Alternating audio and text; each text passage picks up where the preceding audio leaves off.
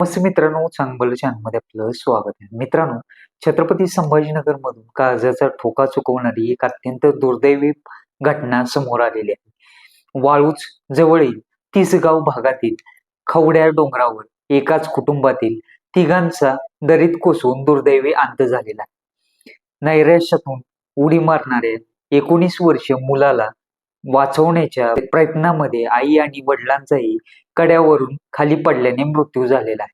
कुणाल मुरलीधर चांदगुडे अशा या मृत तरुणाचे नाव असून मुरलीधर चांदगुडे वय 48 आणि संगीता चांदगुडे अशी मृत आई वडिलांची नावे आहेत.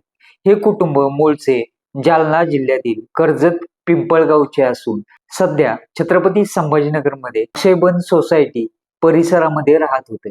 शुक्रवारी सकाळी 10 वाजेच्या सुमारामध्ये कुणाल कौटुंबिक वादातून आणि नैराश्यातून खवड्या डोंगराच्या धोकादायक कड्यावर जाऊन उभा राहिला.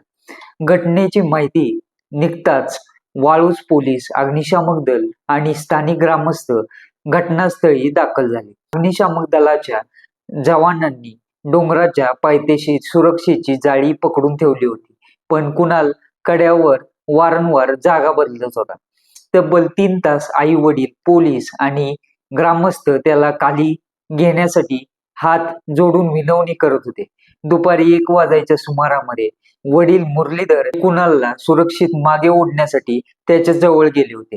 त्यांनी मुलाला पकडण्याचा प्रयत्न केला, मात्र त्याच क्षणी कुणालने दरीत उडी मारली आणि त्याला धरण्याच्या धडपडीमध्ये वडिलांचाही तोल जाऊन ते खाली कोसळले.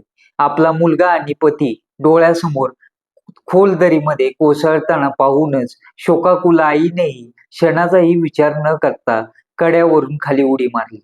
डोंगराच्या खोल खाणीमध्ये खडकावर आदळल्याने तिघांचाही जागीच अंत झाला. माजी सरपंच संजय जाधव हे म्हणाले की ते आणि पोलीस 3 तास त्यांना समजवत होते, तू शिकलेला आहेस, आई वडिलांचा आणि भविष्याचा विचार कर, अशी विनंती सुद्धा केली, पण तो प्रचंड नैराश्यामध्ये होता.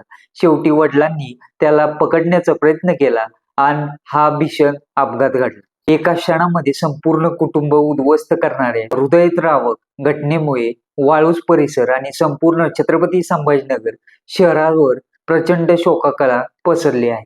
पोलीस या प्रकरणाचा पुढील तपास घेत आहेत. तर मित्रांनो, याबद्दल आपल्या काय प्रतिक्रिया आहेत नक्कीच कळवा.